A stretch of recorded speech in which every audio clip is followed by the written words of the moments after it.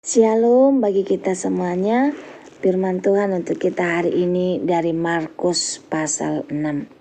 Yesus ditolak di Nazaret. Kemudian Yesus berangkat dari situ dan tiba di tempat asalnya. Sedang murid-muridnya mengikuti dia.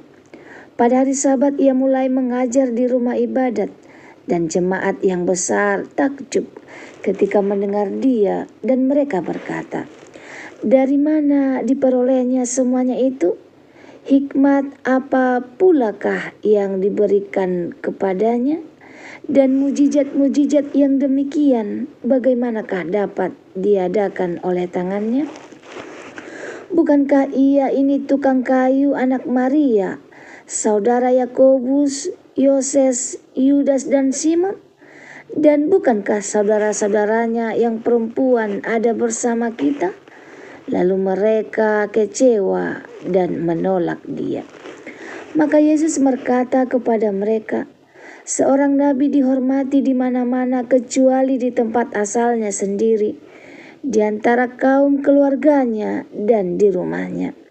Ia tidak dapat mengadakan satu mujizat pun di sana, kecuali menyembuhkan beberapa orang sakit dengan meletakkan tangannya atas mereka." Yesus mengutus ke-12 rasul. Ia merasa heran atas ketidakpercayaan mereka. Lalu Yesus berjalan keliling dari desa ke desa sambil mengajar. Ia memanggil ke-12 murid itu dan mengutus mereka berdua-dua. Ia memberi mereka kuasa atas roh-roh jahat dan berpesan kepada mereka supaya jangan membawa apa-apa dalam perjalanan mereka, kecuali tongkat, roti pun jangan, bekal pun jangan, uang dalam ikat pinggang pun jangan. Boleh memakai alas kaki, tetapi jangan memakai dua baju. Katanya selanjutnya kepada mereka, "Kalau di suatu tempat kamu sudah diterima dalam suatu rumah, tinggallah di situ sampai kamu berangkat dari tempat itu. Dan kalau ada suatu tempat yang tidak mau menerima kamu, dan kalau mereka tidak mau mendengarkan kamu, keluarlah dari situ dan kebaskanlah debu dari kakimu sebagai peringatan bagi mereka." Lalu pergilah mereka memberitakan bahwa orang harus bertobat, dan mereka mengusir banyak setan dan mengoles banyak orang sakit dengan minyak dan menyembuhkan mereka. Yohanes Pembaptis dibunuh. Raja Herodes juga mendengar tentang Yesus, sebab namanya sudah terkenal dan orang mengatakan, "Yohanes Pembaptis sudah bangkit dari antara orang mati, dan itulah sebabnya kuasa-kuasa itu bekerja di dalam dia." Yang lain mengatakan, "Dia itu Elia." Yang lain mengatakan, "Dia itu seorang nabi sama seperti nabi-nabi yang dahulu." Waktu Herodes mendengar itu, ia berkata, "Bukan, dia itu Yohanes yang sudah kupenggal kepalanya dan yang bangkit lagi." Sebab memang Herodeslah yang menyuruh orang menangkap Yohanes dan membelenggunya di penjara berhubung dengan peristiwa Herodias, istri Filipus saudaranya, karena Herodes telah mengambilnya sebagai istri. Karena Yohanes pernah menegur Herodes, "Tidak halal engkau mengambil istri saudaramu." Karena itu Herodias menaruh dendam pada Yohanes dan bermaksud untuk membunuh dia, tetapi tidak dapat. Sebab Herodes segan akan Yohanes karena ia tahu bahwa Yohanes adalah orang yang benar dan suci, jadi ia melindunginya. Tetapi apabila ia mendengarkan Yohanes, hatinya selalu terombang-ambing, namun ia merasa senang juga mendengarkan dia. Akhirnya tiba juga kesempatan yang baik bagi Herodias, ketika Herodes pada hari ulang tahunnya mengadakan perjamuan untuk pembesar-pembesarnya, perwira-perwiranya, dan orang-orang terkemuka di Galilea. Pada waktu itu anak perempuan Herodias tampil lalu menari, dan ia menyukakan hati Herodes dan tamu-tamunya. Raja berkata kepada gadis itu, "Minta daripadaku apa saja yang kau ingini, maka akan kuberikan kepadamu." Lalu bersumpahlah kepadanya, "Apa saja yang kau minta, akan kuberikan kepadamu sekalipun setengah dari kerajaanku." Anak itu pergi dan menanyakan ibunya, "Apa yang harus kuminta?" Jawabnya, "Kepala Yohanes Pembaptis." Maka cepat-cepat ia pergi kepada raja dan memintanya, "Aku mau supaya sekarang juga engkau berikan kepadaku kepala Yohanes Pembaptis di sebuah talam." Lalu sangat sedihlah hati raja, tetapi karena sumpahnya dan karena tamu-tamunya ia tidak mau menolaknya. Raja segera menyuruh seorang pengawal dengan perintah supaya mengambil kepala Yohanes. Orang itu pergi dan memenggal kepala Yohanes di penjara. Ia membawa kepala itu di sebuah talam dan memberikannya kepada gadis itu, dan gadis itu memberikannya pula kepada ibunya. Ketika murid-murid Yohanes mendengar hal itu, mereka datang dan mengambil mayatnya, lalu membaringkannya dalam kuburan. Yesus memberi makan 5.000 orang. Kemudian rasul-rasul itu kembali berkumpul dengan Yesus dan memberitakan kepadanya semua yang mereka kerjakan dan ajarkan. Lalu ia berkata kepada mereka, "Marilah ke tempat yang sunyi supaya kita sendirian dan beristirahatlah seketika. Sebab memang begitu banyaknya orang yang datang dan yang pergi, sehingga makan pun mereka tidak sempat." Maka berangkatlah mereka untuk mengasingkan diri dengan perahu di tempat yang sunyi. Tetapi pada waktu mereka bertolak, banyak orang melihat mereka dan mengetahui tujuan mereka. Dengan mengambil jalan darat, segera datang orang dari semua kota ke tempat itu, sehingga mendahului mereka. Ketika Yesus mendarat, ia melihat sejumlah besar orang banyak. Maka tergeraklah hatinya oleh belas kasihan kepada mereka, karena mereka seperti domba yang tidak mempunyai gembala. Lalu mulailah ia mengajarkan banyak hal kepada mereka. Pada waktu hari sudah mulai malam, datanglah murid-muridnya kepadanya dan berkata, "Tempat ini sunyi dan hari sudah mulai malam. Suruhlah mereka pergi supaya mereka dapat membeli makanan di desa-desa dan di kampung-kampung sekitar ini." Tetapi jawabnya, "Kamu harus memberi mereka makan." Kata mereka kepadanya, "Jadi haruskah kami membeli roti seharga 200 dinar untuk memberi mereka makan?" Tetapi ia berkata kepada mereka, "Berapa banyak roti yang ada padamu? Cobalah periksa." Sesudah memeriksanya, mereka berkata, 5 roti dan 2 ikan. Lalu ia menyuruh orang-orang itu supaya semua duduk berkelompok-kelompok di atas rumput hijau.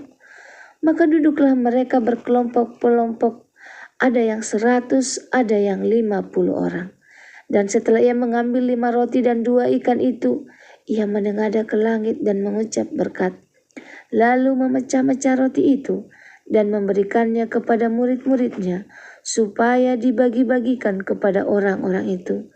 Begitu juga kedua ikan itu dibagi-bagikannya kepada semua mereka. Dan mereka semuanya makan sampai kenyang.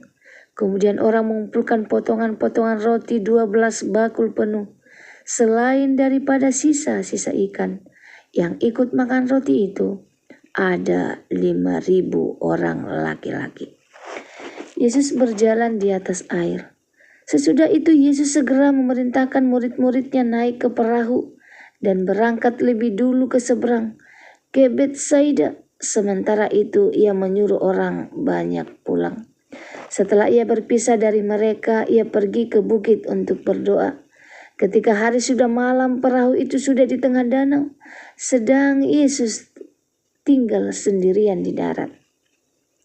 Ketika ia melihat betapa payahnya mereka mendayung karena angin sakal, maka kira-kira 3 jam 3 malam ia datang kepada mereka, berjalan di atas air, dan ia hendak melewati mereka. Ketika mereka melihat dia berjalan di atas air, mereka mengira bahwa ia adalah hantu. Lalu mereka berteriak-teriak, sebab mereka semua melihat dia dan mereka pun sangat terkejut. Tetapi segera ia berkata kepada mereka, "Tenanglah, aku ini, jangan takut." Lalu ia naik ke perahu mendapatkan mereka, dan angin pun redalah. Mereka sangat tercengang dan bingung, sebab sesudah peristiwa roti itu mereka belum juga mengerti, dan hati mereka tetap degil. Yesus menyembuhkan orang-orang sakit di Genesaret. Setibanya di seberang, Yesus dan murid-muridnya mendarat di Genesaret dan berlabuhlah di situ.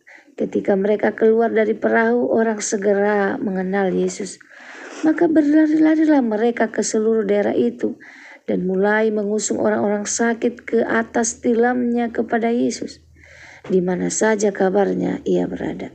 Kemanapun ia pergi, ke desa-desa, ke kota-kota, atau ke kampung-kampung, orang meletakkan orang-orang sakit di pasar dan memohon kepadanya supaya mereka diperkenankan hanya menjamah jumbai jubahnya saja, dan semua orang yang menjamahnya menjadi sembuh. Renungan firman Tuhan untuk kita hari ini dari Markus 6 ayat 1 sampai 56. Temanya iman membuka jalan bagi kuasa Allah.